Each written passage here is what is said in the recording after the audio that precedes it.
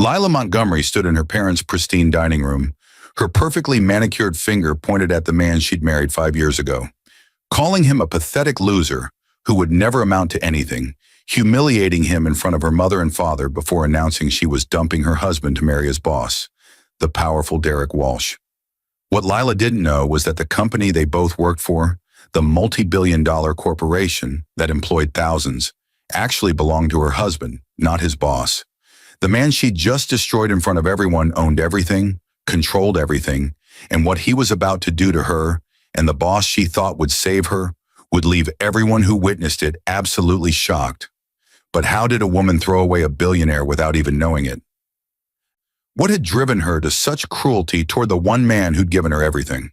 And when the truth finally exploded into the open, what kind of devastating revenge would a humiliated husband unleash on the wife who'd betrayed him and the employee who'd stolen her away? The crystal chandelier above the Montgomery family dining table cast elegant shadows across the white linen tablecloth. But the beauty of the setting couldn't mask the ugliness of what was happening. Lila Montgomery's voice cut through the air like shattered glass, each word designed to wound, to humiliate, to destroy the man sitting quietly at the end of the table. Her husband, Thomas Reed, sat with his hands folded in his lap, his expression unreadable as his wife of 5 years systematically dismantled him in front of her parents. "Look at him, Mother," Lila said, gesturing toward Thomas with disgust dripping from every syllable. 5 years I've waited for him to be something, anything other than a nobody. 5 years of watching him go to that office every single day, coming home with nothing to show for it. Do you know what his title is? Associate. Just associate. Not even senior associate. He's been stuck in the same position since before we got married, spinning his wheels, going absolutely nowhere while I've climbed the ladder. Eleanor Montgomery, Lila's mother, shifted uncomfortably in her chair, her eyes darting between her daughter and son-in-law. Beside her, Gerald Montgomery remained silent, his jaw tight with an emotion Thomas couldn't quite read. The older man had always been measured in his responses, careful in his judgments, but tonight something seemed different in his expression. Something almost sad. Thomas had known this moment was coming. He'd watched it building for months, seen the way Lila had grown more distant, more contemptuous, her late nights at the office becoming more frequent, her excuses growing thinner. He'd watched her fall for Derek Walsh, his supposed boss, the man everyone at Titanium Industries believed ran the company. Derek, with his expensive suits and his corner office and his company car, had swept Lila off her feet with displays of power that Thomas had deliberately chosen not to exercise himself. "He's weak, Father," Lila continued, turning her attention to Gerald. "I married a man I thought had potential, but he's shown me nothing but mediocrity. Meanwhile, Derek Walsh has shown me what a real man looks like, what real success looks like. Derek is going places. Derek has a future. Derek can give me the life I deserve, not this pathetic existence of pinching pennies and pretending we're happy." Thomas finally spoke, his voice quiet but steady. "Is that really what you think, Lila? That these 5 years have been about me failing you?" "Don't you dare turn this around," Lila snapped, her face flushing with anger. "Don't you dare try to make yourself the victim here. I've sacrificed my best years waiting for you to become something worth being married to. I've stood by you while you stayed stagnant, stayed invisible, stayed absolutely nothing. Well, I'm done. I'm done being married to a loser who can't even get a promotion. I'm done pretending that you're enough." Eleanor cleared her throat softly. "Lila, dear, perhaps we should discuss this privately. This seems rather hasty." "Hasty?" Lila laughed, a harsh sound that held no humor. "Mother, I've been dying slowly in this marriage for years. There's nothing hasty about finally admitting that I made a mistake. I should have listened to you both. When you said Thomas wasn't established enough, wasn't from the right kind of family, wasn't the kind of man who could provide the lifestyle I was raised to expect." Thomas remembered those early days when Gerald and Eleanor had indeed expressed reservations about their daughter marrying someone they perceived as beneath her social standing. Thomas had come from a working-class background, had built everything from nothing, though the Montgomerys had never known the truth. He'd kept his ownership of Titanium Industries absolutely secret, operating through a complex corporate structure that allowed him to work within his own company as if he were just another employee. He'd wanted to experience life at ground level, wanted to understand his workforce, wanted to meet people who valued him for who he was rather than what he owned. He'd met Lila at a company mixer, had been drawn to her confidence and her ambition. She'd been working in the marketing department, making a name for herself with innovative campaigns and aggressive strategies. Thomas had fallen for her drive, her passion, her refusal to settle for anything less than excellence.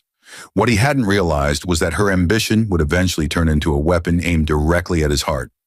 "Derek has already proposed," Lila announced, pulling a ring box from her purse and opening it to reveal a massive diamond that caught the chandelier light. "He gave this to me last week.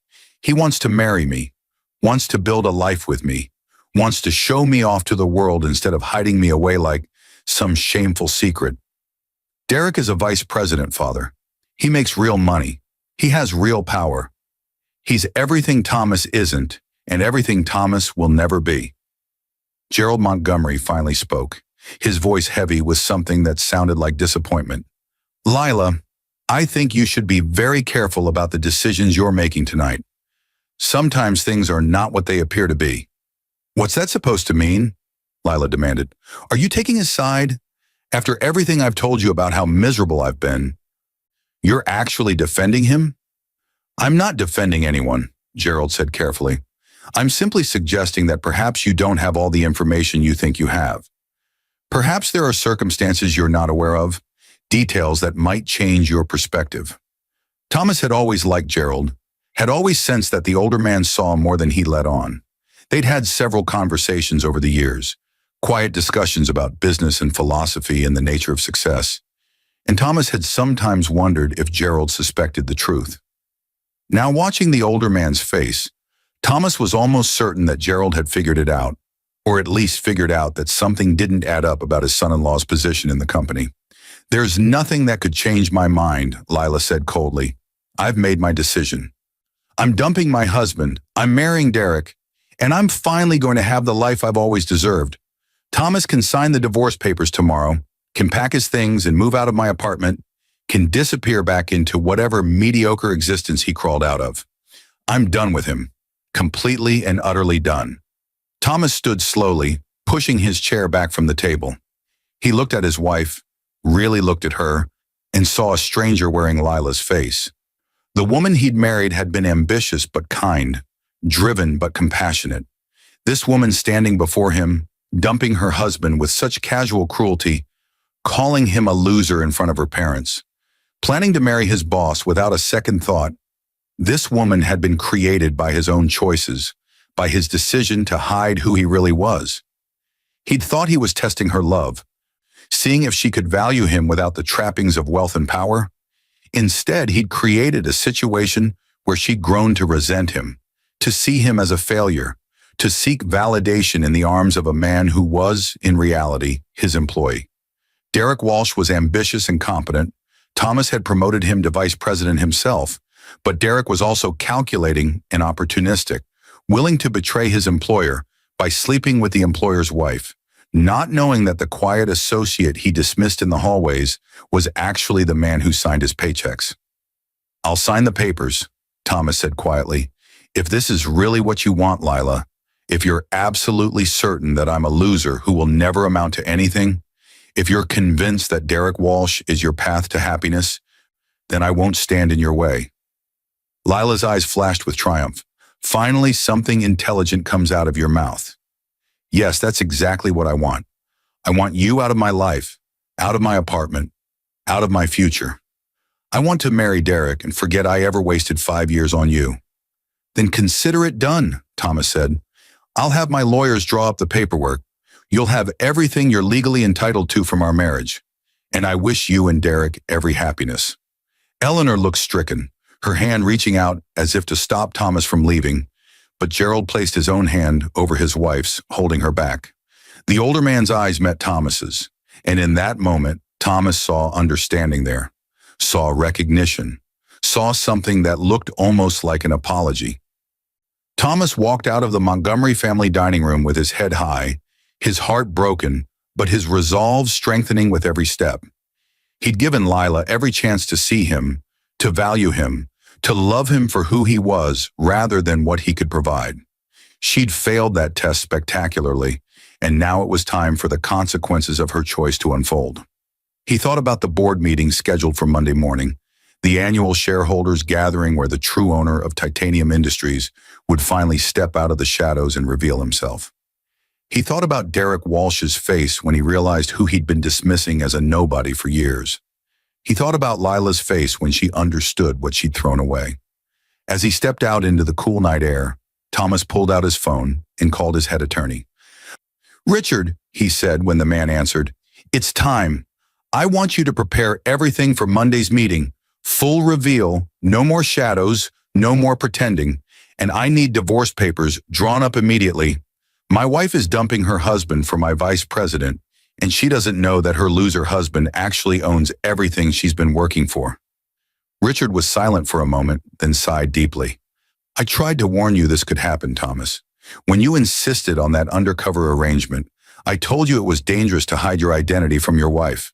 "You were right," Thomas admitted, "but now we move forward. Now we show everyone exactly who I am and what I control. Now the real story begins." He hung up the phone and walked toward his modest sedan, the car he'd deliberately chosen to maintain his cover as a struggling associate. In his private garage across town sat a collection of vehicles worth more than most people's houses, but he'd never driven them, never flaunted them, never given Lila any indication that her husband was anything other than what he appeared to be. That had been his mistake, he realized now.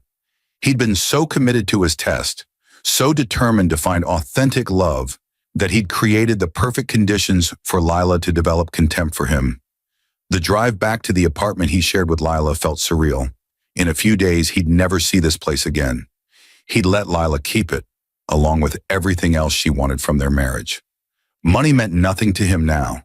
What mattered was that he'd learned a crucial lesson about human nature, about his wife's character, about the price of secrets and the cost of pretending to be less than you are. When he arrived home, he began packing his belongings methodically, carefully separating his life from Lila's. In the back of his closet, hidden behind his work clothes, was a garment bag containing suits that cost more than he supposedly made in a month. He'd never worn them, never even taken them out of the bag in Lila's presence. Now he pulled them out, laying them on the bed, preparing for his transformation from invisible associate to revealed billionaire. His phone buzzed with a text message from Derek Walsh. "Lila told me she broke the news to you tonight. No hard feelings, Reed. Sometimes the better man wins. Hope you land on your feet. I'll make sure she's happy. Something you obviously couldn't do." Thomas stared at the message, reading the casual dismissal, the subtle mockery, the complete absence of remorse from a man who deliberately pursued another man's wife.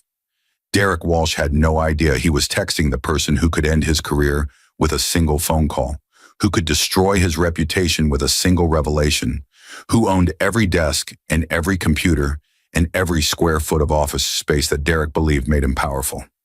He typed a response, keeping his tone neutral. "I'm sure you will, Derek. See you at the office on Monday. Should be an interesting day." Derek's response came quickly. "Won't be awkward, will it? I mean, you reporting to me while I'm married to your ex? If it's too weird, I can probably arrange a transfer for you. Maybe something in the basement. Out of sight." The cruelty was casual, almost playful, as if Derek found the entire situation amusing. Thomas realized that this was who Derek really was beneath the professional veneer, beneath the vice president Polish. Derek Walsh was a man who enjoyed dominance, who took pleasure in defeating rivals, who saw other people as obstacles or tools rather than human beings deserving of respect. "I'll be fine," Thomas typed back. "Actually, I think Monday is going to be one of the most memorable days of my career. Possibly yours too." He turned off his phone and finished packing, loading his car with the belongings he wanted to keep. The rest could stay for Lila. He took one last look around the apartment they'd shared, remembering the early days when they'd been happy, when she'd loved him or at least loved who she thought he was. Those memories felt distant now, like they belonged to different people living different lives. Thomas drove to his real home, the penthouse condo he'd purchased under a corporate entity, the place where he'd never brought Lila, because it would have revealed too much. The doorman greeted him with familiar respect. "Welcome home, Mr. Reed. Will you be staying tonight?" "I'll be staying permanently now, Marcus," Thomas said, using the doorman's name as he always did. "The experiment is over." The penthouse was exactly as he'd left it, pristine and expensive and utterly empty of the life he'd been pretending to live. Thomas poured himself a drink and stood at the floor-to-ceiling windows, looking out over the city lights, thinking about what Monday would bring. The board meeting was scheduled for 10 a.m. All the major shareholders would be there, all the vice presidents and department heads, everyone who mattered at Titanium Industries. Derek Walsh would be there, basking in his perceived power, unaware that the ground was about to shift beneath his feet. Lila wouldn't be in the meeting, but word would spread through the company within minutes, and he imagined her hearing the news from a colleague, her face going pale as she realized what her loser husband actually was. Gerald Montgomery called as Thomas was finishing his drink. "Thomas," the older man said without preamble, "I think I owe you an apology." "You don't owe me anything, Gerald," Thomas replied. "You weren't the one calling me a loser tonight." "No, but I didn't stop her either. I should have, but I wanted to see if you'd defend yourself, if you'd tell her the truth." "When you didn't, when you just accepted her cruelty and walked away, I realized you were testing her, testing all of us, really."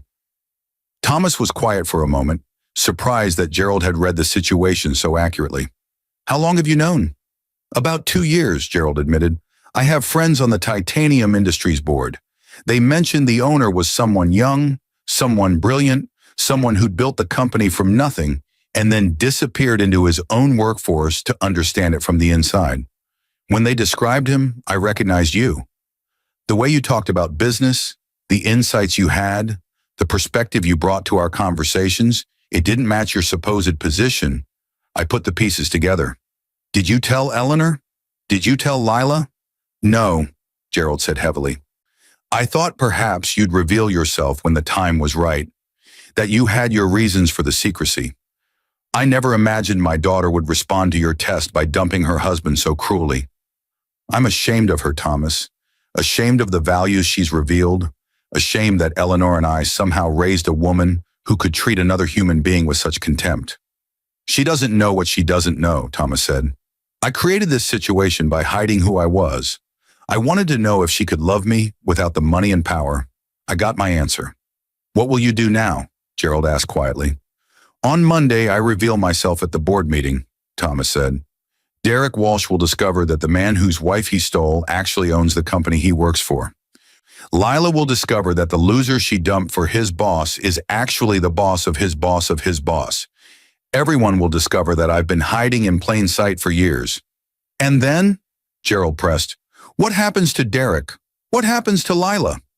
Thomas considered the question carefully. "Derek will be fired, of course, not for pursuing Lila, though that was unprofessional enough. But I've been documenting his behavior for months. The way he treats subordinates, the way he takes credit for other people's work, the way he manipulates situations to his advantage. Derek Walsh is good at looking successful, but he's not actually good at his job. He'll be gone by Monday afternoon. And my daughter? Lila made her choice based on false information," Thomas said. "She chose what she thought was power and success over what she thought was mediocrity and failure. When she discovers the truth, she'll have to live with the knowledge that she dumped a billionaire to marry an unemployed executive who betrayed his employer. That's punishment enough. I won't take any action against her directly. The natural consequences of her decision will be devastating without any intervention from me." Gerald was silent for a long moment. "You're a better man than she deserves, Thomas. I'm sorry she couldn't see that." "I'm sorry I didn't let her see it," Thomas replied. "I thought I was being noble, testing her love, but really I was being unfair. You can't judge someone for failing a test they don't know they're taking." After he hung up with Gerald, Thomas sat in the darkness of his penthouse, thinking about the different versions of himself he'd inhabited over the past 5 years. There was Thomas Reed, the billionaire, the self-made success story who'd built Titanium Industries from a one-room startup to a multi-billion-dollar corporation. There was Thomas Reed, the associate, the invisible employee who blended into the workforce and learned how his company actually functioned. And there was Thomas Reed, the husband, the man who'd loved Lila enough to hide himself completely, only to discover that she couldn't love what she could see. Monday morning arrived cold and clear, the kind of perfect autumn day that promised either new beginnings or devastating endings, depending on your perspective. Thomas dressed in one of his expensive suits for the first time in years, the fabric feeling foreign against his skin after so long in department store business casual. He looked at himself in the mirror and barely recognized the man staring back. This was the version of Thomas Reed that no one at Titanium Industries except the board members had ever seen. The version that commanded respect and wielded power without apology. His driver brought the car around, a sleek black Mercedes that made a statement before he even stepped out of it. As they pulled up to the Titanium Industries headquarters, Thomas saw several employees doing double takes, clearly not recognizing him, but sensing that someone important had arrived. The building rose 60 stories above the city, all glass and steel and architectural ambition. A monument to everything Thomas had built and everything Lila had dismissed as beyond her husband's reach. The private elevator took him directly to the 60th floor, where the executive offices and the main boardroom were located. His assistant, Catherine, was waiting when the doors opened, her eyes widening as she saw him. Catherine was one of the few people who knew the truth about Thomas's dual identity, and she'd been maintaining his cover for years, playing along with the fiction that he was just another associate while actually managing his schedule as the company's owner. "They're all assembled, Mr. Reed," Catherine said formally, dropping the casual facade she'd maintained for so long. "Mr. Walsh arrived early. He seems quite pleased with himself this morning." Thomas smiled, a cold expression that didn't reach his eyes. "I'm sure he does. Has word spread about my personal situation?" "The gossip chain is already active," Catherine confirmed. "Several people saw Ms. Montgomery, celebrating with Mr. Walsh in the executive lounge last night. They were announcing their engagement. She was showing off her ring and telling people she'd finally escaped her mediocre marriage to upgrade to someone worthy of her." The words stung even though Thomas had expected them. Lila was already rewriting their history, painting him as an anchor she'd heroically cast off, presenting Derek as her salvation. By tomorrow, that narrative would be in ruins, but today it was spreading through the company unchallenged. "Let's not keep them waiting," Thomas said, straightening his tie and preparing for the performance of his lifetime. The boardroom was packed when he entered, every seat filled with the men and women who'd built Titanium Industries alongside him, who'd known his secret and protected it, who'd watched his undercover experiment with varying degrees of concern and admiration. At the far end of the table sat Derek Walsh, looking confident and powerful in his vice president role, completely unaware that his entire world was about to collapse. The seat at the head of the table, the chairman's seat, sat empty and waiting. Thomas walked the length of the room in complete silence, every eye following him, confusion written on some faces and knowing anticipation on others. Derek Walsh's expression changed from confusion to irritation as this unknown executive crossed into his territory. "Excuse me," Derek said sharply, "but this is a closed board meeting. Unless you have clearance to be here, you need to leave." Thomas reached the head of the table and placed his hands on the chairman's chair, looking directly at Derek Walsh with an expression that made the other man shift uncomfortably. "Derek," Thomas said quietly, his voice carrying through the silent room, "I have more than clearance to be here. I own here. I own this chair, this room, this building, and every single asset of Titanium Industries, including, until very recently, your loyalty." The color drained from Derek's face as recognition hit him. "Reed?" he whispered, his confident posture crumbling. "Thomas Reed? But you're an associate. You work on the 14th floor. You report to me." "I've never reported to you, Derek," Thomas said, his voice hardening. "You report to me. You've always reported to me. Every promotion you've received, every raise you've enjoyed, every privilege you've exercised as vice president came from me. And every unprofessional decision you've made, every cruel comment you've delivered, every moment of disloyalty you've demonstrated, I've witnessed and documented." Thomas pulled out the chairman's chair and sat down, instantly transforming from the invisible associate Derek had dismissed for years into the commanding presence of a man who controlled billions. For those of you who don't know me in this capacity, Thomas addressed the room, my name is Thomas Reed, and I'm the founder, owner, and chairman of Titanium Industries. For the past 5 years, I've been operating within my own company as a regular employee, experiencing the corporate culture from the ground level, understanding how my decisions impact the workforce, learning what actually happens when policies I create get filtered down through the hierarchy. Several board members nodded, clearly having known this and supported his decision. Others looked shocked, clearly having believed that the chairman was someone who simply never came to the office. Derek Walsh looked like he might be sick, his face pale and his hands gripping the armrests of his chair so tightly his knuckles were white. During my time undercover, Thomas continued, I married a woman named Lila Montgomery, now working in our marketing department. I deliberately maintained my cover with her, wanting to know if she could value me for who I was rather than what I owned. Last night, she answered that question definitively by dumping her husband in front of her parents, calling me a loser who would never amount to anything, and announcing her intention to marry Derek Walsh, a man she perceived as successful and powerful, in contrast to my perceived mediocrity. Shocked murmurs rippled through the room. Several board members looked at Derek with open disgust.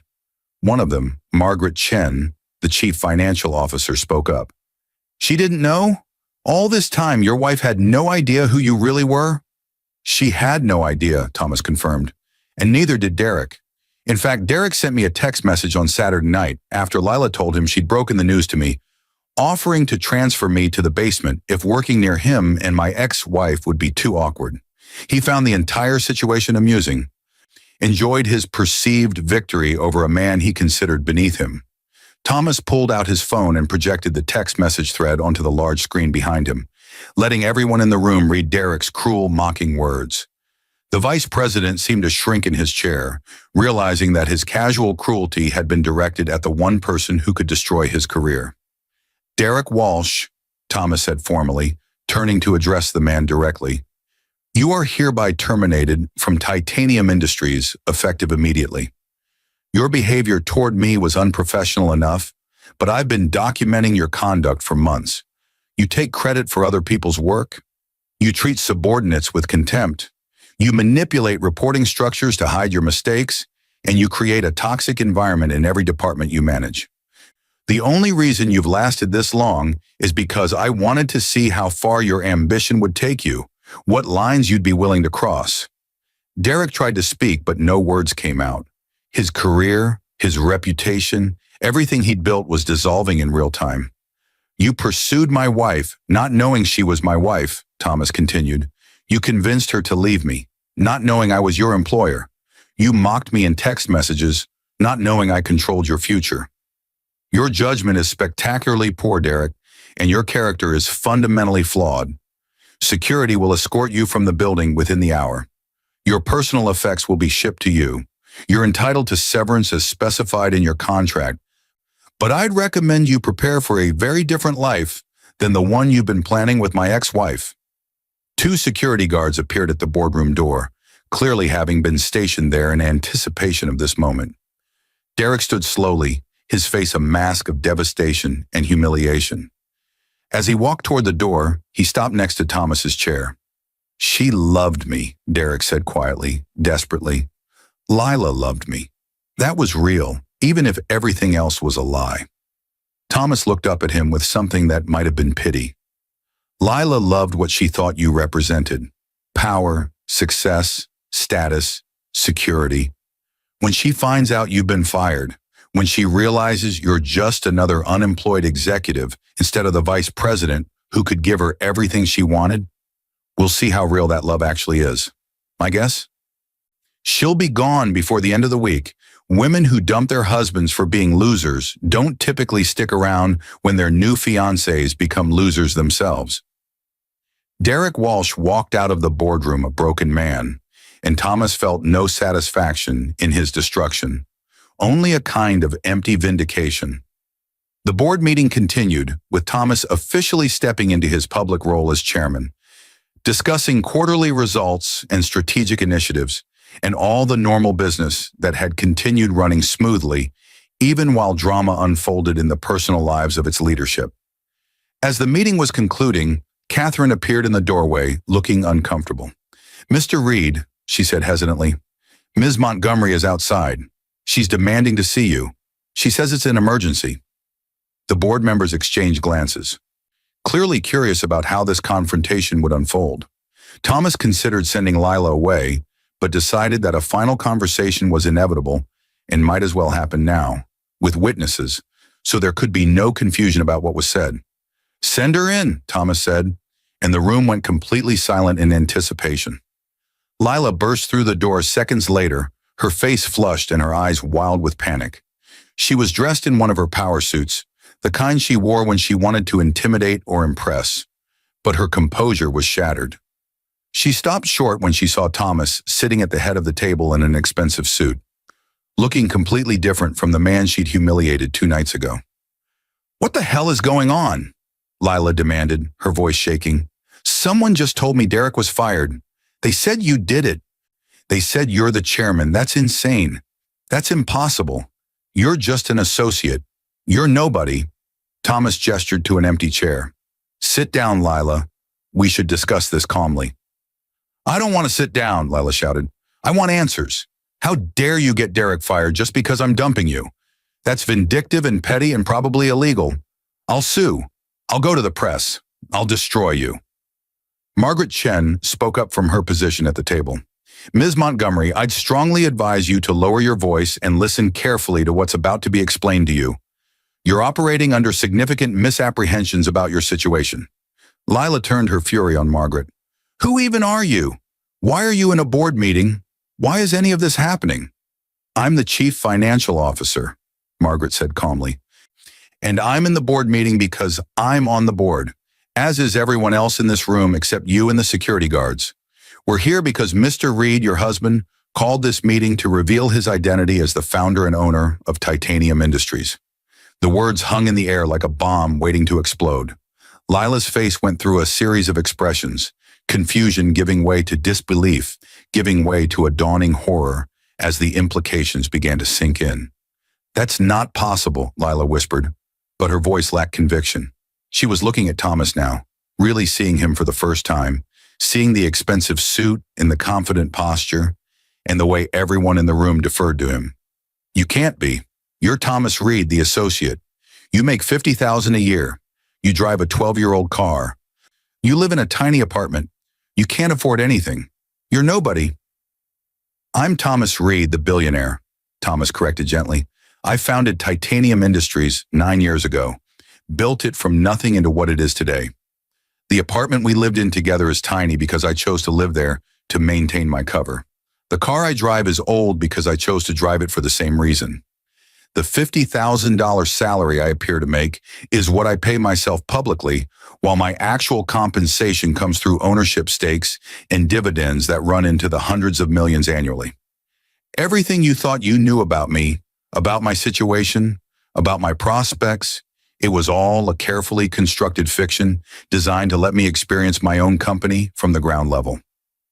Lila sat down heavily in the nearest chair, her legs apparently unable to support her. "But why? Why would you do that? Why would you hide this from me?" "Because I wanted to know if you could love me without the money," Thomas said simply. "I wanted to know if you valued me as a person or as a provider. I wanted to build a relationship based on genuine connection rather than financial security. I thought that if you could love me when you believed I was nobody, then I'd know that love was real." "But I didn't love you when I thought you were nobody," Lila said, the words escaping before she could stop them. "I thought you were a failure. I thought you were holding me back. I thought Derek was better because he had success and power and everything you didn't have." "Derek had success and power because I gave them to him," Thomas said. "Every promotion he received came from me. Every privilege he enjoyed was mine to grant. The man you thought was my boss was actually my employee and not a particularly good one. I've just fired him, Lila.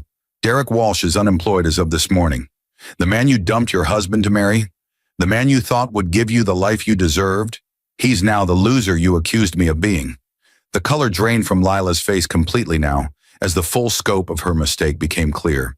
She'd destroyed her marriage, humiliated herself in front of her parents, announced her engagement to the entire company, all based on a fundamental misunderstanding of who held actual power. The billionaire had been sleeping next to her every night while she fantasized about escaping to marry his vice president. "I didn't know," Lila whispered, tears starting to stream down her face. "How could I have known? You never told me. You never gave me any indication. You let me believe you were a failure." "I never said I was a failure," Thomas corrected. "You decided that based on your own values and priorities. I gave you every opportunity to see past surface appearances, to value things other than job titles and salaries. You failed that test, Lila. You failed it spectacularly. And now you have to live with the consequences." Lila looked around the boardroom, seeing the judgment in every face, understanding that this story would spread through the company within hours, that she would become the woman who dumped a billionaire because she thought he was a loser. Her reputation would be destroyed. Her engagement would likely collapse once Derek realized how thoroughly he'd been deceived. And her parents would discover that they'd witnessed their daughter make the worst decision of her life. "What do you want from me?" Lila asked brokenly. "What do I have to do to fix this?" "Nothing," Thomas said quietly. "There's nothing to fix. You made your choice based on the information you had and the values you hold. I'm going to honor that choice. The divorce papers will be delivered to you tomorrow. You'll get everything you're legally entitled to from our marriage, which given my actual net worth is substantially more than you probably expected. You'll be comfortable, Lila. You just won't be married to me anymore." "But what if I don't want the divorce?" Lila said desperately.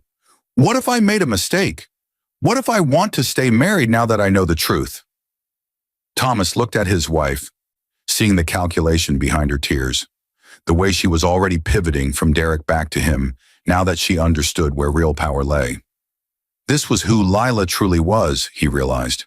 Someone who would calibrate her affection based on perceived advantage, who would dump her husband one day and beg to stay married the next, all depending on what served her interests in the moment.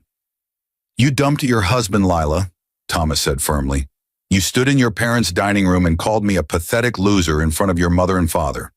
You announced your engagement to Derek. You humiliated me publicly and privately. You don't get to take that back now that circumstances have changed. Your love isn't real. It never was. You loved what you thought Derek could give you, and now you love what you know I can give you. But you've never actually loved me. The divorce stands. We're done." Lila started to protest, but Margaret Chen stood up and gestured to the security guards. "Ms. Montgomery, this meeting is concluded. You need to leave now. If you attempt to contact Mr. Reed directly, it will be considered harassment and dealt with accordingly. All future communication should go through his attorneys." As security escorted a sobbing Lila from the boardroom, Thomas felt the weight of 5 years lift from his shoulders. The experiment was over. The test had been failed, but he was free now, free to be himself publicly, free to build a life without pretense or deception. He'd learned a hard lesson about the dangers of hiding who you really are, about the impossibility of building authentic relationships on foundations of lies, even lies told with good intentions. The story of what happened in the Titanium Industries boardroom that Monday morning spread through the company like wildfire, leaping from department to department, embellished and exaggerated with each retelling. By lunchtime, everyone knew that the quiet associate from the 14th floor was actually the billionaire owner, that he'd been hiding in plain sight for years, that his wife had dumped him for his boss not knowing the truth, that the boss had been fired and the wife had begged to be taken back. The gossip was merciless, the judgment swift, and the shock genuine. Lila's life unraveled exactly as Thomas had predicted. Derek broke off their engagement within 24 hours of his firing, unable to handle the humiliation of being revealed as the man who tried to steal his boss's wife. He left town entirely, relocating to another city where his failure at Titanium Industries wouldn't follow him quite so closely. Lila tried to stay at the company, but found the atmosphere impossible. Every conversation stopping when she entered a room, every glance carrying judgment or pity or schadenfreude. She resigned 2 weeks after the revelation and moved back in with her parents. Her engagement ring returned, Her marriage ended, her reputation in ruins.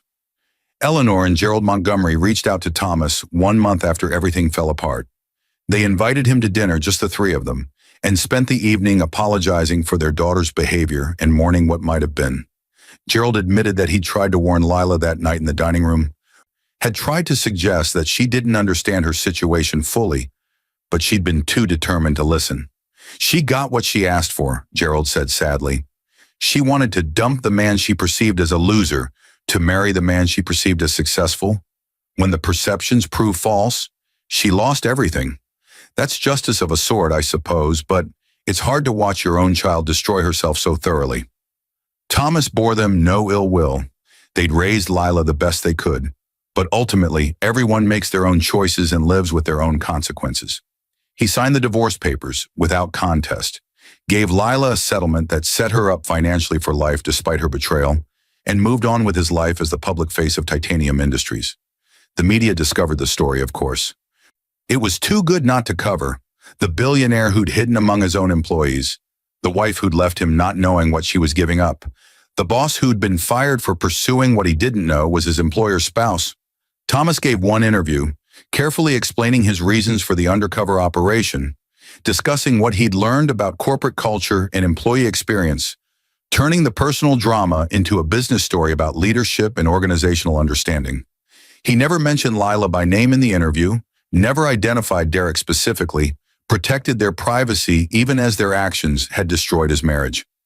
That was his final act of grace toward the woman who'd called him a loser, the quiet dignity of refusing to humiliate her further, even when he had every right to do so.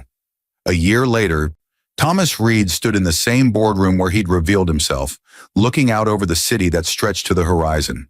Titanium Industries was thriving, its profits up, its culture improved by changes he'd implemented based on his undercover insights. He dated occasionally but cautiously, always aware now of the complications that came with his wealth and position. He'd learned to introduce himself honestly from the beginning, to let potential partners know exactly who he was, rather than testing them with deceptions they couldn't possibly prepare for. He heard from Gerald occasionally. The older man reported that Lila had moved to another city, had started over with a job in a small marketing firm, was trying to rebuild a life from the ashes of her mistake. Derek Walsh had disappeared entirely, his career in corporate leadership apparently over. The story had followed both of them, a cautionary tale that spread through professional networks about the dangers of hubris and misjudgment. Thomas didn't take satisfaction in their suffering. He'd learned that revenge, even justified revenge, doesn't heal the wounds that caused you to seek it. What he felt was something closer to sadness for what might have been if he'd made different choices, if she'd been a different person, if love had been enough to bridge the gap between appearance and reality. The lesson stayed with him, though, carved into his consciousness by the price he'd paid to learn it. You can't test someone's love by deceiving them. You can't build authentic relationships on foundations of lies. And you can't judge people for failing tests they don't know they're taking. Lila had failed him, yes, but he'd failed her too. Failed her by never giving her the chance to love the real version of him, by creating conditions where her worst instincts would flourish, while her better nature had no room to develop. In the end, what he did to her and to Derek had shocked everyone who witnessed it. But the real shock wasn't in the revelation or the firing or the humiliation.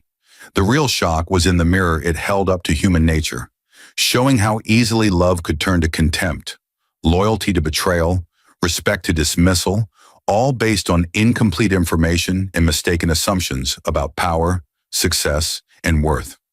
The story became a legend in business circles, a warning about the dangers of judging by appearances, a reminder that sometimes the person you dismiss as nobody actually controls everything, and the choices you make based on false perceptions can cost you more than you ever imagined possible.